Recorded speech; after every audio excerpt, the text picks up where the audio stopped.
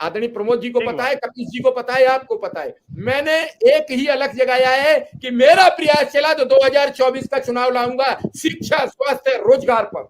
ये देश के 3 अहम मुद्दे हैं। युवाओं ने साथ दिया तो बदलूंगा, साथ चाहिए, आइए साथ। कैसे बदलेगा? नहीं बदलेगा भारत। विवेक जी। सर मैं यहाँ पे 7 बात क्लियर करूंगा और कोशिश करूंगा 14 सेकंड में खत्म। पहली बात, जैसे आर के मिश्रा सर ने बोला, मैं कहना चाहूंगा कि हमने पिछली सरकार को हटा के बीजेपी को इसलिए वोट दिया था बढ़ चढ़ के कि शायद उस सरकार से जो गलतियां हुई थी, उसने जो हमारी सुनवाई नहीं की थी, ये लोग हमारी सुनवाई करेंगे, ये लोग हमारा साथ देंगे। और जो भर्तियों में पहले भ्रष्टाचार चलता था दबा के, जो उसमें पहले एक निष्पक्षता नहीं होती थी, वो शायद खत्म होगी।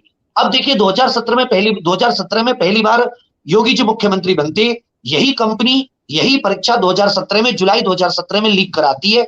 इस कंपनी पे बैन लगता है, गैंगस्टर लगता है, 4 साल में कुछ नहीं बदलता, उसी कंपनी को दोबारा ठेका दिया जाता है, जिसे 2017 में वही सरकार वही मुख्यमंत्री बैन करते हैं। दूसरी बात, पिछली भर्ती में एसटीएफ ने जांच की 2017 में 138 खामियां पाई इसी कंपनी के अंदर।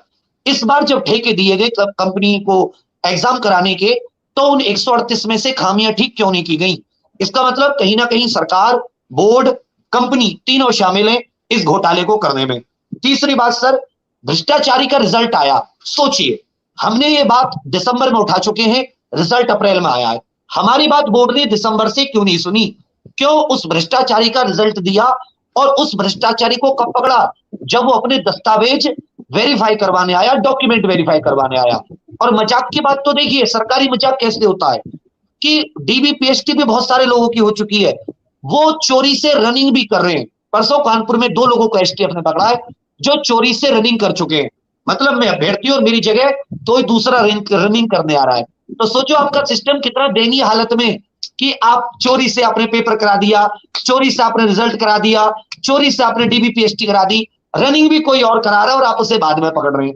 उसके बाद में अभी जो एक बहुत अहम बात है कि अभी ये बीजेपी के प्रवक्ता सर ने बोला अपने मुंह से कि ये घोटाला है, सरकार मानने के लिए तैयार नहीं है।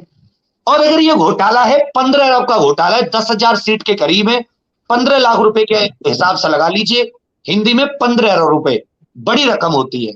इतनी बड़ी जिन्हें डकार चुके हैं चाहे सरकार, अधिकारी या कंपनी बोर्ड, फिर भी जांच नहीं है। और अब सबसे अहम सवाल, जिसमें हो सकता है कि किसी को बुरा लगे, सर गृह मंत्रालय अपने माननीय आदरणीय महाराज जी के पास है, तो अगर उसमें चींटी भी भ्रष्टाचार करती है तो सीधी सीधी मुख्यमंत्री जी पे आंच आती है।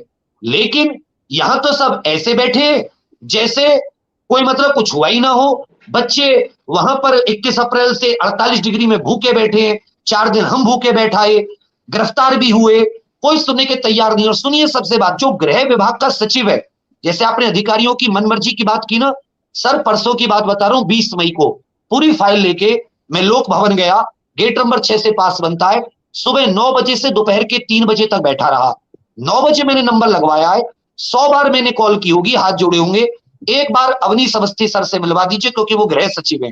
कम से कम वो होम डिपार्टमेंट से, पुलिस ने एसआईटी बना रखी है, उसको एक आदेश दे दे कि भाई आप संपूर्ण जांच करो। लेकिन बात वही है ना, चोरी मैंने की है और मुझे अब दिख गया, दूसरा कह रहा है कि तूने चोरी की है, तो जाहिर सी बात मैं क्यों मिलूंगा? नहीं मिले। तो ये बहुत ही अकर्मण्यता की स्थिति है, बहुत ही ज्यादा। अब मैं तो मिश्रा सर से कहूंगा कि इसे अपने अधिकारियों तक ऊपर ले जाकर नेताओं तक बताएं, इसमें बहुत मोटी मछलियां शामिल है और इसका पर्दाफाश करें, इसके कुछ स्तरीय जांच।